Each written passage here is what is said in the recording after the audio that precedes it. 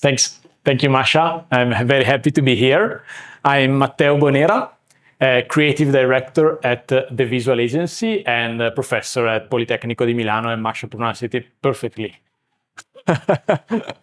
So, what do we do at the Visual Agency? The Visual Agency is an information design agency born in Milan in 2012. We founded the agency we're working with the idea of transforming complexity into meaningful information and communication. But I love to say that we do moving bubbles. Okay, so it's very easy to understand, and clients loves it. The works that we do spans from a lot of products like motion graphics, infographics, digital design, and static and reporting and stuff like that. And this is the reel of the agency. And we are now 25 people. We're based in Milan, and that's where I come from. And here is what actually we do. In a single word, I now try the move from Masha. Yes. It's not working, but okay. Let's try it again. Okay. The core competence of my agency is the information design, and the information design is it's like a high discipline between graphic design and statistics.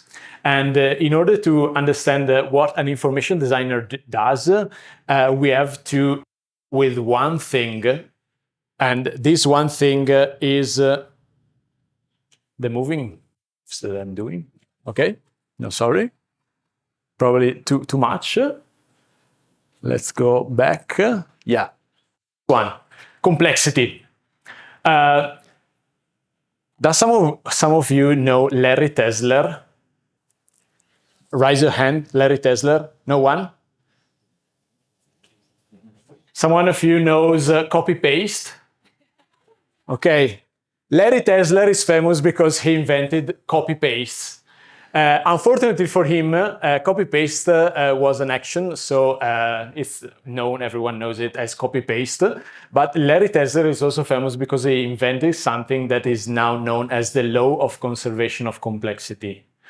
What is the law of conservation of complexity? Known as Tesler's law. Basically, Larry Tesler said that every kind of system, whatever it is, have an inherent and an intrinsic kind of complexity that you can't reduce. Okay? Most of you probably are graphic designers, so I'm assuming that you have every kind of OCD, ADHD, and stuff like that. You are smiling, that's why I'm saying the truth, because if you're smiling, it's the truth. And so you love seeing pictures like these wire porn stuffs that IT people loves it. And basically, as you can see here, it's very clear. If you wire things up, it's very easy to understand where cables are going at. Okay, so in some terms, Larry Tesler says this, and the law of conservation of complexity says this. So basically, you can't reduce the amount of complexity of a system, and you just have to move the complexity in a way that people can understand it. And this is very easy to understand if we talk about information design. The information designer basically do that thing.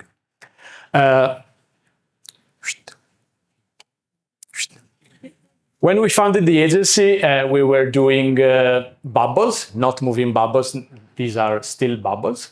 And basically, we wanted to understand the world with infographics.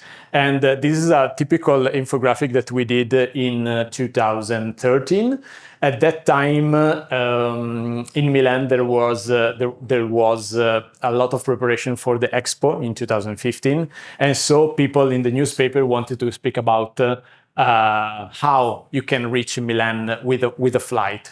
And usually infographics about flights looks like this.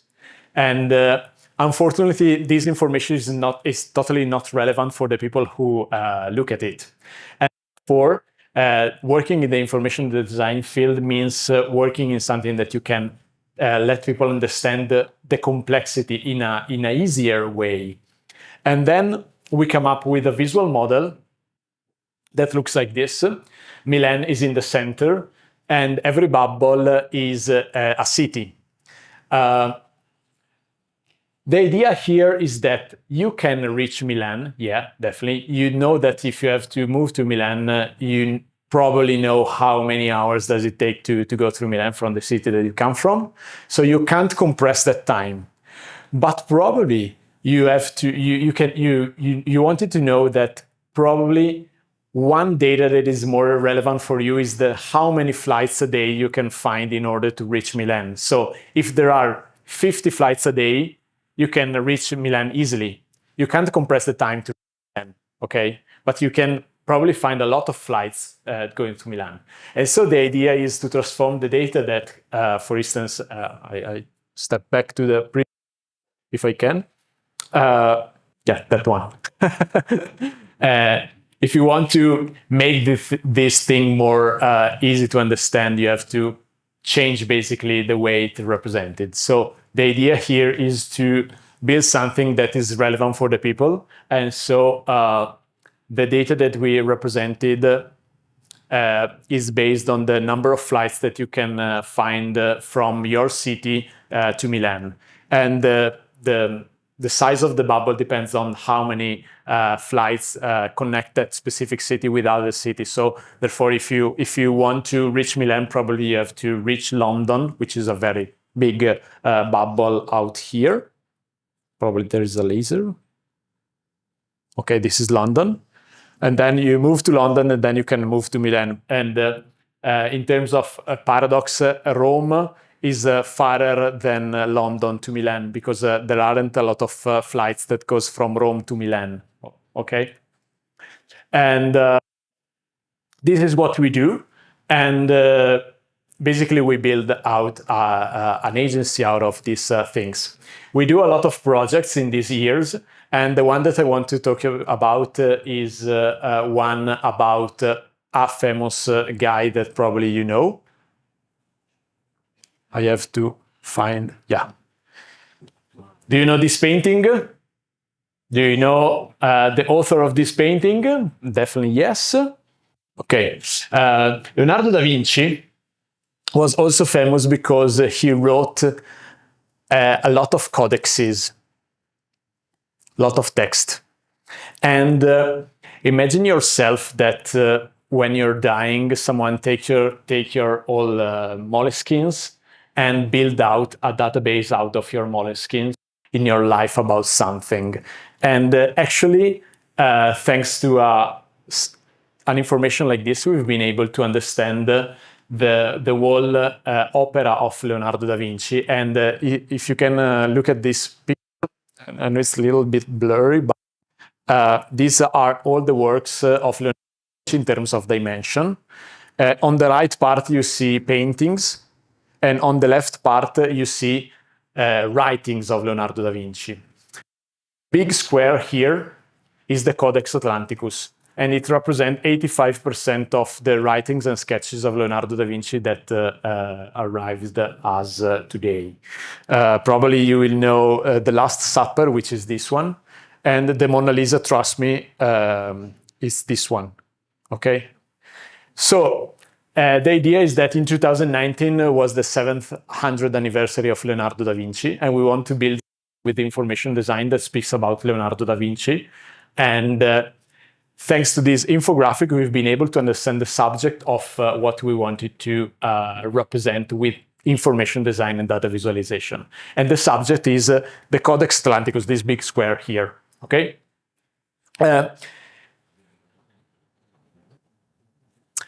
Therefore, we come up with a project that endures for.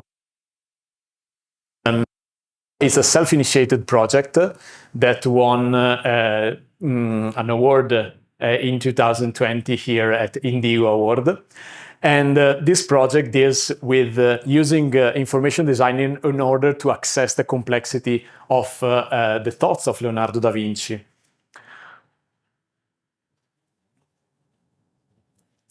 In this example, you see that an animation that allows you to understand the content of the Codex Atlanticus. Codex Atlanticus is a book of 1,119 pages, and basically it's collected by Pompeo Leoni. Pompeo Leoni was a sculptor that 100 of Leonardo collected all the pages from Leonardo da Vinci's Moleskine in order to preserve them. He binded them in order to build a book, and sorry, no, it's not working. Yeah, and Leoni collected all the drawings that he's been able to collect in the 16th centuries. One page from the Codex Atlanticus looks like this, and if I speak about complexity, I think that you can this word resonates while seeing this typical page of Leonardo da Vinci. In order to understand the complexity of a specific page, as designer, we have to trust on people that knows the matter, so domain expert, and trustfully, we found this trust in Augusto Marinoni, that in the 70s built out basically an index of the content of Leonardo da Vinci's Codex Atlanticus. For instance, this page deals with flat geometry, plane geometry. And in this page, you can see in which page Leonardo da Vinci spoke about flat geometry and in which terms he spoke about flat geometry. Augusto Marinoni came up with 120 topics that in order to understand and simplify in some sense, we collect them into 5 subjects: geometry and algebra, physics and natural sciences, tools and machine, architecture and applied arts, and human sciences. These are the topics that Leonardo da Vinci is famous for, okay? And out of this, wow, this is totally black. Yeah. Augusto Marinoni also been able to understand in which year Leonardo da Vinci wrote a specific page of the Codex Atlanticus. And the Codex Atlanticus pages span from 1478 to 1518. So basically when Leonardo da Vinci was 30 years old, to 1 year previously the death of Leonardo da Vinci that happened in 1519. So basically 40 years of pages of Leonardo da Vinci. And Augusto Marinoni have been able to understand the year when Leonardo da Vinci wrote that specific page. With this information, we do like a reverse engineering of the content, so the subjects and the years of the pages, and we've been able to understand the evolution of Leonardo da Vinci's thought during his whole life. It's very interesting to notice that, for instance, if you look at the pink, this one, Tools and Machine, which should be pink, but by the way, this subject is developed during the whole years of Leonardo da Vinci. And if you see here, when Leonardo da Vinci was like 50, starts becoming a little interesting for himself. This is because Leonardo da Vinci was famous at the beginning for his engineering stuffs, and he wanted to build a job out of that. And I will explain this later. Then we collected all the pictures of the Codex Atlanticus, and thanks to this, we come up with some data sketches, and we've been able to to build a page module of the content of each of the 1,100 pages. So let's go ahead, maybe, or let's see here. This is the project that we come up with. It's an interactive application that is free and allows you to understand the content of the Codex Atlanticus. Each squares, of course, is a page, and it's represented, it's colored accordingly to the subject of these pages. Now the video shows that if you collect to the machine, you can select artillery and weapons. And these are the pages of the Codex Atlanticus that speaks about this matter. Why now the pages are organized in chronological order, and it's interesting to notice that Leonardo da Vinci spoke about artillery and weapon in the first part of his own life. Why? Because Leonardo da Vinci at that time was moving from Milan, from Florence to Milan, and he's building his own portfolio. In order to be accepted by the Sforza's family, he was building a portfolio with a lot of bombs, cannons, and stuff like that. And he do these beautiful paintings, this beautiful drawing that you see here. Maybe I can try to replicate the video. Yeah, great. And he wanted to build a portfolio like a graphic designer. And he was 30.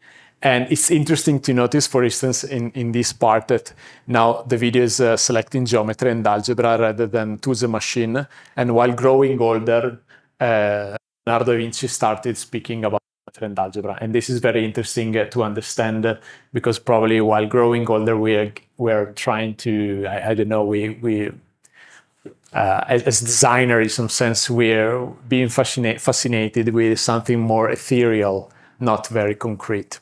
These are the drawings that Leonardo da Vinci drew in order to build his own portfolio. And it's very famous, the presentation letter that Leonardo da Vinci wrote to Sforza's family in order to be allowed to get in the court. And it's like a 10 bullet point presentation letter. 9 bullet point out of that says that he's a great engineer. He can build bombs, he can build cannons, and can build stuff like that. And just the last bullet point of this presentation letter, Leonardo da Vinci said that in time of peace, he's also a good painter that can interact with people. And it's very interesting, very, very human. This application is available at the website codex-atlanticus.it, and is also available in the museum in Milan that holds the Codex Atlanticus itself. It's interesting to notice, in my opinion, that, for instance, the scholars that visits the museum, even if the application is beside the original papers of Leonardo da Vinci, which of course you can't show 1,000 papers at a time, you can show like 12 at a time. The scholars are like flies that goes to the screen and wanted to visit to understand the content of the Codex Atlanticus through the application and not with the real drawings. And this, in my opinion, says a lot about the current generation and how they perceive and want to understand arts. So by tapping on a screen rather than looking at the drawings. Said that, today we are moving our way to do technologies in some other fields. And we started, as I was saying, moving bubbles around the screens. And nowadays we're dealing with creating data sonification, data podcasts, which are kind of strange experience of understanding data visualization while listening to a podcast. We do motion graphics that are data-driven in order to understand and in order to produce a large amount of video. And of course, we're moving in the field of representing data in the VR field. So we are understanding ourselves how to represent data in the virtual reality. One last thing that I want to tell this night is about a project. It's a personal project that I want to show that is with Italy. Country, and Do I have time? Okay, great. This is a personal project that I do, and is with the field of data sonification. 2013 was a crazy year in my hometown. My hometown is Brescia, is 100 kilometers from Milan. And every year in Italy, we elect a capital of culture that basically for 1 year does about arts and culture. 2023 was a crazy year because the government chose not one city to be the capital of culture, but 2 cities to be the capital of culture, and the other is Bergamo. Why the government chose 2 cities to be the capital of culture? Because Bergamo and Brescia, one is my hometown, one is a 50 kilometers city from Brescia, are the most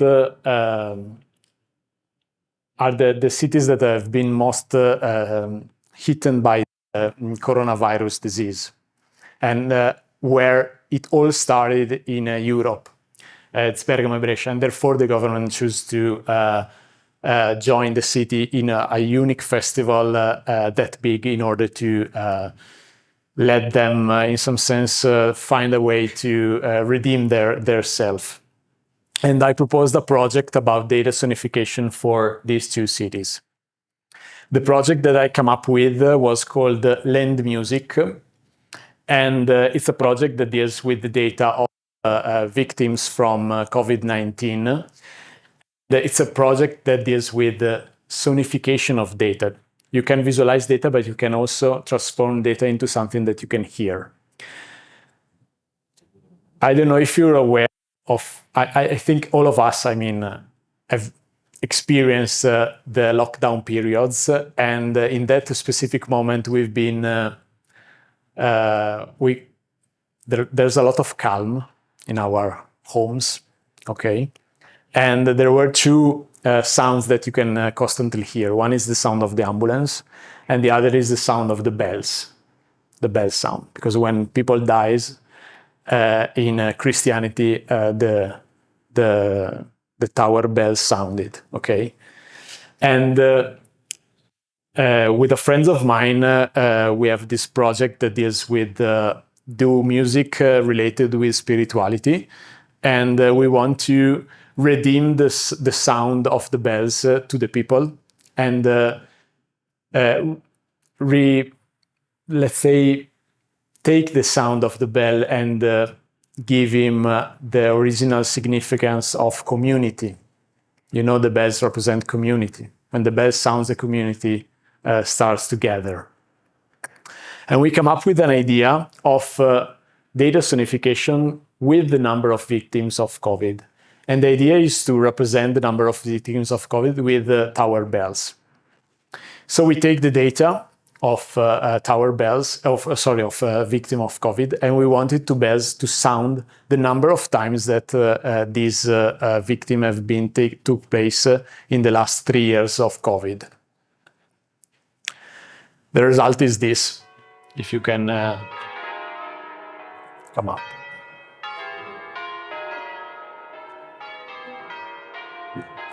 This is my hometown, and the bells are ringing a number of times equal to the number of COVID in my hometown. There were 40 parishes that rang that night at a specific day, and that day is the 18th of March, which is the National Day memory of the COVID victims. And we come up with an idea of having this kind of bell concert.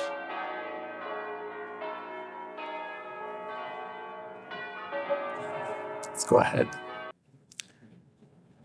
This is the north part of Italy, and these are the 2 provinces of Brescia and Bergamo. And every parish in the provinces that day sounded a number of strokes, a number of bells equal to the victims of COVID. And land music, we call it like this because it's like land art, but switched to the music and the sound thing, is probably the largest concert ever performed in terms of dimension. It lasts for 7 minutes in order to rank the number of bells that occurred. 2.4 million people listened to it, and it's probably a surface of 7,500 kilometers wide, so it's very big. And the bell strokes for 13,000 times. And that's the idea of taking data and transforming it into something more physical, something more that you can experience. And the aim of this project was to re-give people and re-give the bell sound. The bell sound is original meaning of community, of brotherhood, of family. Thank you.